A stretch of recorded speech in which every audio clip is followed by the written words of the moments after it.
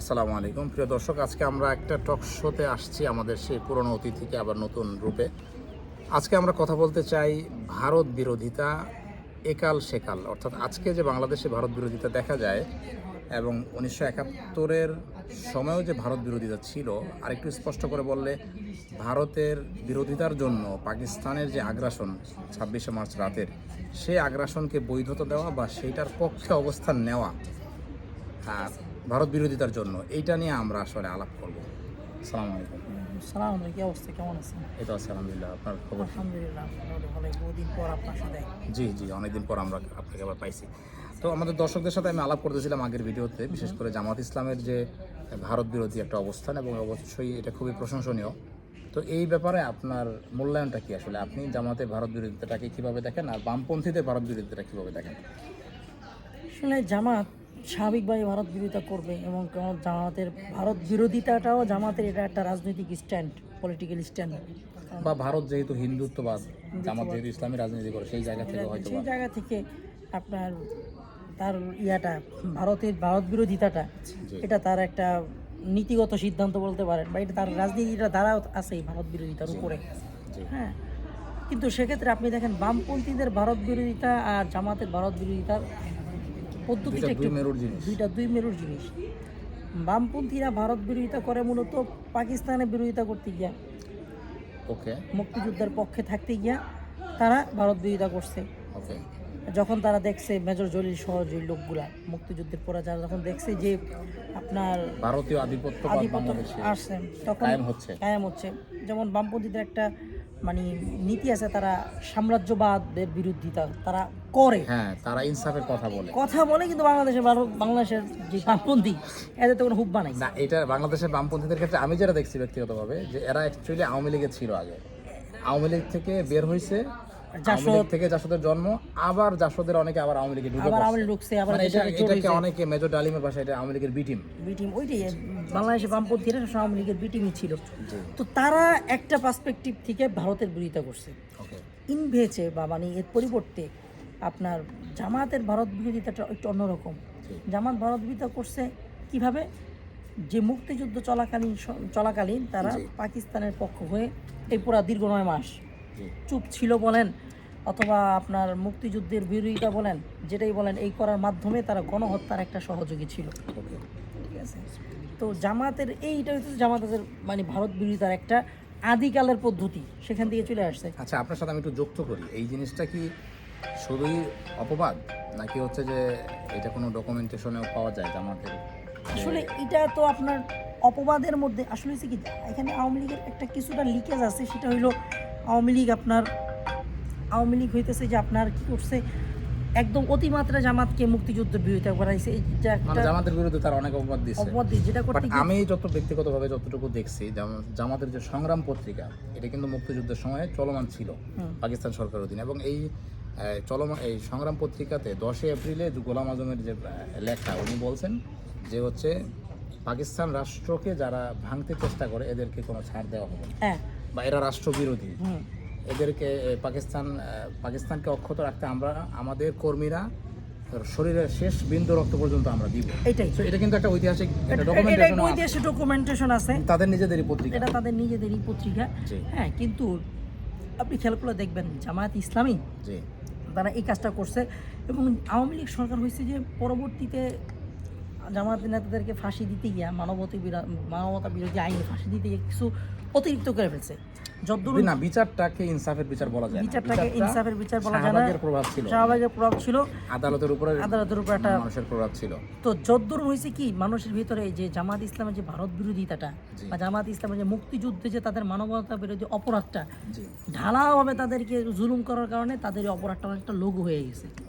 ফলশ্রুতিতে মানুষ এটা অনেকটা ভাবনা শুরু করছে, এটা সিম্প্যাথির জায়গায় চলে গেছে। কিন্তু আদতে জামাত ইসলামী কিন্তু তৎকালীন সময় গণহত্যার সহযোগী।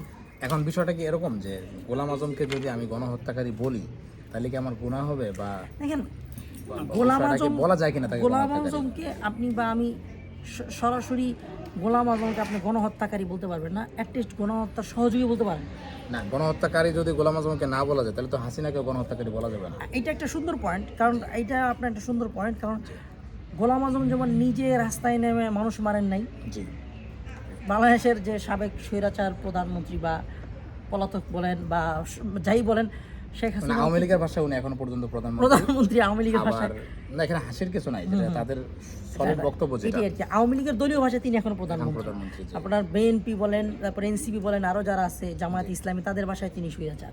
জি জি রাইট। যেটাই হোক, সবার কথা বাদ দিলে মোট কথা হচ্ছে যে শেখ হাসিনা কিন্তু রাস্তায় নেমে মানুষ মারে নাই। সেক্ষেত্রে আমরা শেখ হাসিনার হাত কোনো মানুষের রক্তে রঞ্জিত না। না, যদি But গোলাম তার আজমকে order-এ, আমরা গণহত্যাকারী না হাসিনার বলি, অর্ডারে 1400 মানুষ ইনক্লুডিং 6 মাসের কোলের শিশু নিহত হয়েছে হাসিনার অর্ডারে, বাট হাসিনার হাত সরাসরি রক্তে রঞ্জিত না। সেই জায়গা থেকে সেই পার্সপেক্টিভে গোলাম আজমও কিন্তু রাস্তায় নামে নাই। বাট যেই কাহিনী ফ্যাসিবাদী একটা সরকার সুদীর্ঘ 9 মাস বাংলাদেশিদের উপরে একটা জুলুম চালাইছে, একটা জুলুমের স্টিম রোলার চালাইছে মুক্তিযোদ্ধাদের উপরে। কারণ আপনি মুক্তিযোদ্ধার পটভূমি নিয়ে কেন হইলো এটা নিয়ে আলাপ করা যেতে পারে, কিন্তু যুদ্ধটা তো সত্য। মানে পাকিস্তানিরা 26শে মার্চ রাতের প্রথম প্রহরে বাংলাদেশের উপর একটা জেনোসাইড চালাইছে, এটা সত্য। এটা সত্য, এটা আন্তর্জাতিকভাবে স্বীকৃত। এখানে আপনি কোনো এটা বাংলাদেশের মানুষ কেউই অবিশ্বাস করে না, এটা আপনি ষড়যন্ত্র তত্ত্ব দিয়া বা এটারে মানে এটাকে সাইবার সেল দিয়া, নিষিদ্ধ গুপ্ত করার জিনিস সুযোগ দিয়া, আপনি বট আইডি দিয়া, এটাকে ভুল প্রমাণ করার সুযোগ নেই। বট আইডি দিয়া কোনোভাবে এটা ভুল প্রমাণ করার সুযোগ নাই। তবে না, এখানে অনেকে মনে করে কি জামাতের কোনো ভুল সমালোচনা করলে বা আলোচনা করলে অনেকে মনে করে যে এটা ইসলামের ক্ষতি করা, কিন্তু আমার জায়গা থেকে আমি যেটা বুঝি, আমারটা একটু বলি আপনাদের। আমার কাছে মনে হয় আমি যখন জামাতের সমালোচনা করি তখন আমার কষ্ট হয় এই জায়গা থেকে যে একটা ইসলামিক দল, তার যদি ভুল হয়, বাংলাদেশ একটা 90% মানুষ মুসলিম, এটা বাংলাদেশের জন্যই ক্ষতি করে, এখানে আসলে খুশি হওয়ার কিছু নাই। মানে আমি যখন জামাতের সমালোচনা করি আমি আসলে ব্যথা নিয়ে সমালোচনা করি, মানে আমি চাই যে জামাত ওই ভুলগুলো যদি না করতো বা সামনের দিনগুলোতে তারা যেন এই ধরনের কোনো ভুল না করে, মানে এটা আমি চাই আর কি, এই জন্য আমি ভুল করে আলোচনা করি। প্রিয় দর্শক, আপনারাও জানাবেন যে আসলে জামাতের এই ভুলগুলো কতটা এখনো পর্যন্ত ক্ষত হিসাবে আছে এবং এই ভুলগুলো থেকে শিক্ষা নিয়ে জামাতের সামনে আরও মানে নির্ভুল পথ চলার চেষ্টা করা উচিত কিনা সেটা আপনারাও জানাবেন। জি, আপনি যেটা বলছিলেন। তো যে জিনিসটা আমি বলতে চাইছিলাম সেটা হলো জামায়াত ইসলামী কিন্তু এই যে একটা তাদের গায়ে আপনার 71 একটা দাগ আছে। জি। এখন ব্যাপারটা হচ্ছে জামায়াত ইসলামী দুনিয়ার এত কিছু পরিবর্তন করে, এত কিছু সংস্কার করে, রাষ্ট্র সংস্কার করতে চায়, এই করতে চায়, সেই করতে চায়, কিন্তু 71 নিয়ে তারা কিন্তু টোটালি ক্লিয়ার কাট কোনো বক্তব্য দেয় না। না, সবকিছু একটা গুপ্ত ভাব, মানে হয়েছে যে এখানে গোলাম আজম সাহেব একটা কথা বলছেন, বা এবার জামাতের শফিক সাহেব বলছেন 1947 থেকে 2026 পর্যন্ত আমাদের দলের কোনো আচরণে যদি কেউ কষ্ট পান তাহলে ক্ষমা করে দিবেন, আমরা নির্ভুল না। বাট স্পেসিফিক্যালি তারা মুক্তিযুদ্ধের কথাটা টানে না। জি, 71-এর কথা বলে এভাবে যে 71-এ আমাদের দলের যে অবস্থান বা আমাদের দলের পৃষ্ঠপোষকতায় যে গুম খুন হত্যা হয়েছে সেটার জন্য আমরা মাফ চাই বা ক্ষমা চাই, এরকম কোনো কথা কিন্তু জামাতের কেউ বলেন না। তারা বলে না। তারা শুধু বারবার ওই যে আমাদের বিএনপিতে যেমন সালাউদ্দিন সাহেব যেমন আমাদেরকে সাদা বই সংবিধান দেখায়, সব সংবিধান দেখায় বাংলাদেশের সব অপরাধ লঘু করে ফেলে। আর জামাত ইসলামও ঠিক কোনো কিছু আসলেই তারা তাদেরও একটা ওই যে এই কথা বলে, মিয়া গোলাম পরওয়ার জামাতে যে সেই ওই বারবার একই কথা বলে যে 47-এর পর থেকে জামাতের বারবার নীতি চেঞ্জ হয়েছে, জামাতের গঠনতন্ত্র চেঞ্জ হয়েছে, 71-এর আগের জামাত 71-এর পরে জামাত এক না। এটা ঘোলা পানিতে মাছ যে শুধু বিএনপি স্বীকার করে তা না, ঘোলা পানিতে মাছ জামাত ইসলামও স্বীকার করে বা এখনও করতেছে। তার স্পেসিফিকলি বাংলাদেশের সাথে তারা রাজনীতি করতেছে, কিন্তু বাংলাদেশের অস্তিত্ব নিয়ে তাদের কি প্রশ্নটা বা তাদের অবস্থাটা ক্লিয়ার না, এখনো পর্যন্ত তারা এখন পর্যন্ত ক্লিয়ার না। বাংলাদেশের অস্তিত্ব নিয়ে তার মধ্যে ক্লিয়ার না। যেমন আপনি ধরেন ভারতে জামাত ইসলামী আছে, তুরস্কে বেল নাই, মানে ঠিক আছে অস্তিত্ব নেই, আপনি কথা পাকিস্তানে আছে, তুরস্কে আছে, মালয়েশিয়াতে আছে, কিন্তু আপনি যদি ভারত, তুরস্ক, মালয়েশিয়া, পাকিস্তানের জামায়াত ইসলামীর পার্সপেক্টিভটা দেখেন, তাদের পলিটিক্যাল ভিউ দেখেন, তাদের রাজনীতি দেখেন, তাহলে দেখবেন যে তারা তাদের দেশের জন্য কাজ করে। আমি আপনার একটা নোট দিই, ভারত পাকিস্তান যে কিছুদিন আগে একটা যুদ্ধ লাগবে ভাব, এই যুদ্ধ লাগবে ভাবের মধ্যে ভারতীয় জামায়াতে ইসলামী ভারতের পক্ষে থাকার জন্য ওরা সংবাদ মাধ্যমে বিবৃতি দিছে। আচ্ছা, ওদিকে আবার পাকিস্তানি জামায়াতে ইসলামী পাকিস্তানি সরকারকে, পাকিস্তানি সেনাবাহিনীকে ধন্যবাদ জানা পাকিস্তানি সরকারের পক্ষে থাকার বিবৃতি দিছে। খুব চমৎকার তথ্য, এটা আমি অর্থাৎ জানি না। তারা দুই দেশ, কিন্তু ইনক্লুডিং আমাদের বাংলাদেশি, মানে এটারে কি ধ্বজভঙ্গ বলবো নাকি স্ববিরোধী বলবো, স্ববিরোধিতা বাংলাদেশে জামায়াত ইসলামী রক্তে মজ্জায় তাদের বিদ্যমান।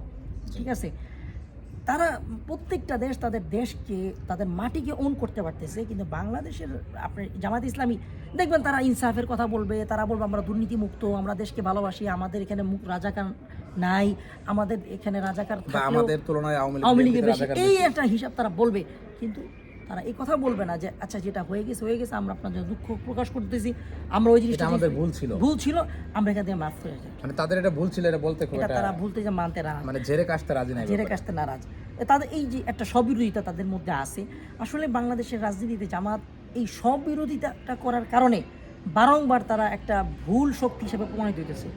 আমি আপনার সাথে একটা বিষয়, এই যে স্ববিরোধিতার একটা উদাহরণ দিতে গিয়ে ৭১ তো খুবই পরিচ্ছন্ন একটা উদাহরণ, আরেকটা উদাহরণ খুব নিকট অতীতে আমি আপনার সাথে আগে আলাপ করতেছিলাম কিছুক্ষণ আগে, বাংলাদেশের নির্বাচন এই যে প্রায় হয়ে গেল 1 বছরের কাছাকাছি সময়, না 26-এর নির্বাচনের কথা বলতে, 26 নির্বাচন ফেব্রুয়ারিতে, সরি 4 মাস ধরা যায়। এই নির্বাচনের মধ্যে আপনি দেখছেন এই নির্বাচন নিয়ে যখন বক্তব্য দেওয়া শুরু করলো জামাতের যিনি আমির, উনি বলতেছেন আমাদেরকে 168 আসনে হারা দেওয়া হয়েছে। ওকে, ঠিক আছে, ওদিক দিয়ে আবার জামাতের যিনি সেক্রেটারি জেনারেল মিয়া গোলাম পারওয়ার, সম্ভবত ভদ্রলোকের নাম, উনি বলতেছেন আমাদেরকে 282 আসনে হারা দেওয়া হয়েছে। এরপরে এটা তাহলে তো স্ববিরোধিতা। এরপরে জামাতের সবচেয়ে বর্তমানে জামাতের হয়া যিনি এখন মিডিয়াতে সবচেয়ে বেশি ডিফেন্সিভ খেলা খেলতেছেন, ব্যারিস্টার শাহরিয়ার কবির, হ্যাঁ, ওই ভদ্রলোক বলতেছেন জামাত 203 আসনে জিতছে। কিন্তু ওনার একটা বক্তব্য আমি দেখলাম ডাক্তার জাহিদের সাথে, ওখানে উনি বেশ খুশি, মনে হয় নির্বাচনের 2-3 দিন পরে উনি বলতেছে জামাত বেশ ভালো করছে, মানে এই ফলাফল নিয়ে উনি আবার খুশি হয়ে দেখেন। হ্যাঁ, এই যে তাদের হাইলি যে 3 জন নেতা বা 2 জন নেতা যদি বলেন হাইলি সম্ভব, মানে আমিরে জামাত এবং তার সেক্রেটারির কথার মধ্যে মিল নাই, এই যে স্ববিরোধিতা তাদের ভিতরে, এই যে একটা সমন্বয়হীনতা, এর দ্বারা বোঝা যায় যে মুক্তিযুদ্ধ নিয়ে কেন তারা আসলে ওইভাবে ঝেড়ে কাশতে রাজি না। কারণ জামাতের রাজনীতিটা পুরাটাই দাঁড়ায় আছে ধোঁয়াশার উপরে। না, আমি ধোঁয়াশা বলবো না, আমি যেটা বলতে চাই যে হাই কমান্ডের প্রতি যে তাদের অনুগত্য, মানে হাই কমান্ড যা বলে, ডাইনে বললে ডাইনে, বামে বললে বামে। আমি এটা দেখি অনেকটা পীর মুরিদের মতো। পীর সাহেব যদি মুরিদরে বলে যে তুমি ডাইনে যাও, মুরিদ কিন্তু কোরআনে আছে, হাদিসে আছে, না বুঝেই, মানে মেজর পীরদের, জেনারেল পীরদের কথা বলতেছি, সব পীর না, মুরিদ ওদিকে হাঁটা দেয়। তা আমি জামাত ইসলামের ৭১-এর যে মানে গণহত্যায় অংশগ্রহণ, এটা আমি মনে করি যে হাইকমান্ডের আদেশের কারণেই তরুণরা এটাতে যুক্ত হয়েছে। এবং আমি যেটা দেখি যে জামাতের যে সিদ্ধান্তগুলি, এইগুলিতে আসলে তরুণরা যে কোনোভাবে তারা জাস্টিফাই করে, যে তারা এটার বিরুদ্ধে প্রশ্ন তুলতে পারে না। তো যখন আজকে যদি আমি প্রশ্ন তুলি, দেখা গেছে আমি ধরেন আরও 1 মাস, আমি বেশ দেখা যাচ্ছে যে বিগত 1 বছর যাবৎ কওমি মাদ্রাসার শিক্ষা সিলেবাস নিয়ে আমি সমালোচনা করে আসতেছি। তো জামাতের অনেকে আমাকে খুব, মানে আমার সাথে খুব তারা অ্যাপ্রিসিয়েট করছে, কিন্তু কওমিয়ানরা আমাকে ওই অর্থে গালাগালি করে নেই। কিন্তু যখনই আমি জামাতের কিছু সিদ্ধান্তের মানে ভুল নিয়ে আলোচনা শুরু করলাম, আমার উপর আক্রমণ শুরু হলো। সাইবার অ্যাটাক অবশ্যই, ডিজিটাল ওয়ার। এবং তাদের ক্ষেত্রে দেখা যায় তাদের যে হাই কমান্ডের যে সিদ্ধান্ত, এইটাকে তারা সবসময় নির্ভুল মনে করে। এটা একটা, আমি তো মনে করি এটা ডিজাস্টার হয়েছে জামাতের ক্ষেত্রে, অবশ্যই হচ্ছে, সামনেও হবে।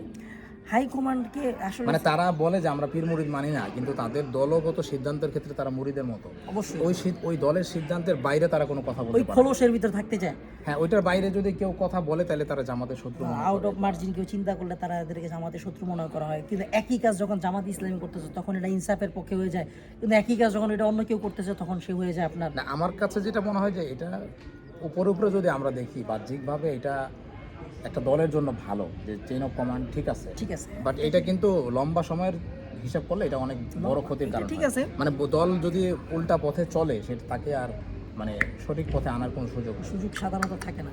তো ঠিক আছে, ইনশাআল্লাহ আজকে আমরা এই পর্যন্ত আলোচনা সংক্ষিপ্ত করি। দর্শক, আমরা নেক্সট এপিসোডে আমাদের অতিথি যদি থাকেন, ওনাকে পাওয়া যায় তাহলে পেলাম, নাহলে আমি আলোচনা করব স্পেসিফিক্যালি গোলাম আজম সাহেবের কি ভুল, বা জামাত ইসলাম যদি গোলাম আজম সাহেবকে আমির না বানায় অন্য কাউকে বানাইতো, ইভেন নিজামীকেও বানাইতো, তাহলে তাদের জন্য কি প্লাস পয়েন্ট হতো, সেগুলো নিয়ে আমি ইনশাআল্লাহ আলোচনা করব।